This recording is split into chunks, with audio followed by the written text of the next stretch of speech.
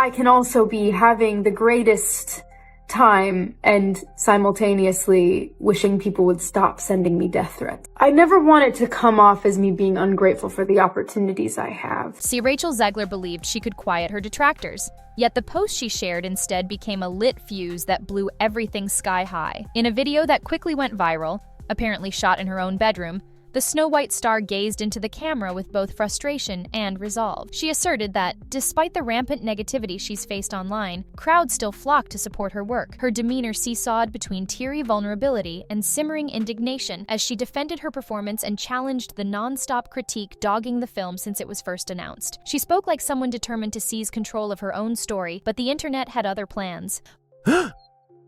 Excuse me. Your curtain. Please allow me to help. Help? From you? I didn't mean to offend. I just thought you should know that That I should know what? That some privileged white guy thinks his opinion matters? Get over your entitlement. I'm not some damsel in distress waiting for you to ride in on your high horse. Within minutes, clips of her video were everywhere. TikTok creators spliced in reactions ranging from incredulity to outright comedy sketches, and X, formerly Twitter, went into a full-blown frenzy. When I win, the winged victory came to the Louvre in pieces, and people still line up to see her. And I can only hope that despite my flaws, and despite my cracks and my breaks, and there are many of them, that at every premiere and everything I do, people will wait in line to see.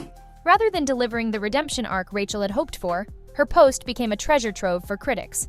Hashtags said it all. Snowflop turned what was meant to be a heartfelt plea into something many called tone-deaf, self-important, and oblivious to what people actually thought of the movie. All right, guys, I watched Snow White, so you don't have to. Let's get into it. Now, first things first, Snow White gets her name not from the fairness of her skin, as we obviously know. Rachel Zegler would be a miscast in that sense. Instead, she gets her name from surviving a snowstorm. Her father and mother are king and queen to a utopian communist society. I'm not joking, guys. Everybody shares and is mindful of what each person is getting, and we spread our resources evenly, which is where this idea of fairness, as Snow White is the fairest of them all, is really presented in the film. Not everyone was caught off guard. Plenty of folks online had been waiting for this precise moment, and some were openly reveling in it. Snow White, budget $250 million, box office $43 million. Oh, but it's only been 2 days, give it a chance. No, I'm not gonna give it a chance. And I'm not even talking about that number. Because like all the flops are unsurprising at this point. Something is going on behind the scenes with almost every major animation, video game, and movie studio that they're doing this intentionally or something. I don't fucking know. I'm not even gonna talk about this. People are like, oh wow, Snow White flopped. Who is surprised? You cast arguably the least genuine, most out of touch and disliked person in her industry, and her industry is Hollywood. And the bad guy is Gal Gadot. Screenshots of review bombs, viral memes lampooning her, "I don't need a prince" comments, and snippets from older interviews spread like wildfire. What was meant to be a triumphant fairytale comeback morphed into a digital witch trial. And from the crowd's perspective, the true villain wasn't the evil queen anymore, but Rachel herself. That people will assume is a love story just because, like, we cast a guy in the movie, Right. Andrew Burnap. All of Andrew's scenes could get cut. Who knows? It's Hollywood, baby. And we absolutely wrote a Snow White that is not going to be saved by the prince. She's not going to be saved by the prince, and she's not going to be dreaming about true love. She's dreaming about becoming the leader she knows she can be. I'm a narcissist. I say, if I'm gonna stand there 18 hours in a dress of an iconic Disney princess, I deserve to be paid for every hour that it is streamed online. The original cartoon came out in 1937, and very evidently so. Okay. There's a big focus on her love story with a guy who literally stalks her. Yeah. Weird. And then it became like, I will elbow everyone out of the way to play the part. People couldn't forget her earlier press interviews, where she dismissed the original 1937 Snow White as weird and creepy, brushing off its classic romance as outdated. Those sound bites aged like milk. But the backlash wasn't just talk. It showed up in the cold, hard box office numbers. There's a big focus on her love story with a guy who literally stalks her. Yeah. Weird. Snow White limped to a shockingly weak $45 million domestic opening. For a Disney live-action remake, particularly one following in the footsteps of the studio's very first animated feature, that total was jaw-dropping. The contrast was even starker next to The Little Mermaid, which, controversies aside, opened with a robust $95 million. Box office experts weren't merely concerned, they were astounded. Some labeled it Disney's biggest misstep in years. Others flat out deemed it a flop. No matter the label, the numbers were crystal clear and the fallout swift. Big theater chains quietly phased Snow White out of their main screens, giving prime slots to stronger contenders and bumping Snow White to less desirable showtimes. Some cinemas dropped it entirely by the film's second week. For Disney, a studio known for towering over the theatrical landscape, this was unprecedented. And for Rachel, it was a public unraveling. Even Disney's formidable PR machine couldn't salvage a narrative that audiences had already rejected. Then came the Oscars. What should have been a celebratory red carpet moment alongside co-star Gal Gadot became unbearably tense.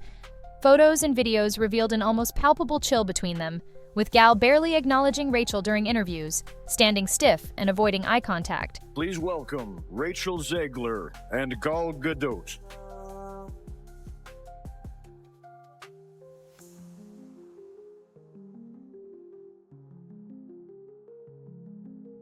Visual effects push the boundaries of what we see on screen. Their work makes the impossible seem possible.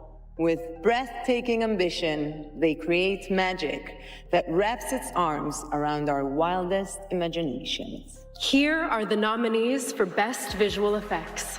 Online observers caught on instantly. Gossip blogs and body language experts hammered home what Disney PR desperately wanted to gloss over. The pair weren't on friendly terms anymore. Insiders later confirmed that while Gal Gadot was contractually obligated to do promo, she'd already started distancing herself from the project and from its leading lady. Worse yet, none of this drama stuck to Gal Gadot's reputation. She kept landing roles, signing brand deals, and attending events without a trace of controversy. Rachel, meanwhile, found herself more and more alone, cheered only by a small cluster of devoted fans while drowning in a flood of criticism. Her Oscars outing was supposed to mitigate the damage. Instead, it solidified her as the face of Snow White's downward spiral. All the goodwill she'd built up from West Side Story was gone. Her attempt to reinvent a cherished classic felt dismissive. What had seemed like confidence now read as arrogance. Her effort to steer the conversation backfired spectacularly, turning her debut as a leading lady into the very thing that might derail her career. Although Rachel's viral meltdown lit the spark, the tinder had been stacking for months. Once the box office returns started collapsing, the internet wasted no time scouring old interviews, unearthing every polarizing statement, especially her now notorious criticisms of the original Snow White. Clip after clip showed her rolling her eyes, calling the 1937 film outdated and odd, mocking its central romance, and promising her version would be nothing like that. She proudly announced this Snow White would reject the prince, ignore true love, and refuse to just stand around waiting.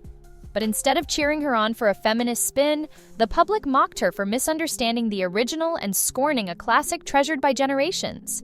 And it wasn't only trolls taking aim. Die-hard Disney fans, the ones who buy all the merchandise, show up to the parks, and fill theaters opening weekend, felt personally slighted. Parents vowed not to bring their kids to see a movie whose star had openly disrespected the source material. Grandparents posted TikToks about how the 1937 film had moved them as children, making it clear they had no interest in a modernized version from someone who showed it such contempt. Even casual observers piled on, criticizing both Rachel's remarks and her overall attitude during the press tour. Labels like smug, entitled, and out of touch crowded the comment sections. Unlike other celebrities who managed to ride out negative publicity with grace or by leveraging industry friends, Rachel stood utterly alone. No supportive tweets from co-stars, no directors leaping to her defense, no heartfelt tributes from fellow actresses. The silence was deafening, hinting that Hollywood itself was backing away. Behind the scenes, that silence led to very real repercussions. Rumors started circulating that Rachel's upcoming roles were now under review. One insider confided to a trade publication that while she'd once been in the running for multiple high-profile parts, those talks had slowed down dramatically. Whispers pointed to entire marketing teams rethinking whether she could still anchor a campaign. Would audiences pay to see her, or would they remember the controversies, the negative press, and those disappointing numbers? It's a harsh truth, but Hollywood has always hinged on perception, and Rachel Zegler, once hyped as the fresh Gen Z face after her West Side Story breakout, was now being cited as a prime example of what not to do. Her ascent had been meteoric. Critics loved her, she snagged a Golden Globe, and even Steven Spielberg himself sang her praises, building up the narrative of a new superstar in the making. But Snow White flattened that momentum. Her once promising image soured. The fiasco wasn't isolated either. Bad timing made it worse. In an era where viewers are both highly vocal and quick to vote with their wallets, Rachel's scandal became more than bad PR. It grew into a defining emblem. For some, she symbolized all the pitfalls of modernizing beloved classics. For others, she embodied a runaway celebrity ego. Regardless, people didn't just avoid the movie, they actively shut her out. Insiders say her team is now in overdrive, scrambling to reposition her. Publicists, managers, and agents are apparently angling for redemption-focused stories and gentler interview spots. But the damage could be permanent. Walking back viral clips is difficult, and regaining trust from a disillusioned audience is even harder. Stars have rebounded from worse, but usually after a genuine mea culpa or enough charm to sway public opinion. So far, Rachel hasn't done either. She's doubled down, she's lashed out, and she's remained defiant. With each misstep, the road back narrows. Some are already declaring the verdict. The Hollywood it girl who was poised to lead Disney's next big franchise might now be remembered as one of the most spectacular collapses in recent years. Not because of a single misfire, but because of how she handled the glare of the spotlight when it mattered most.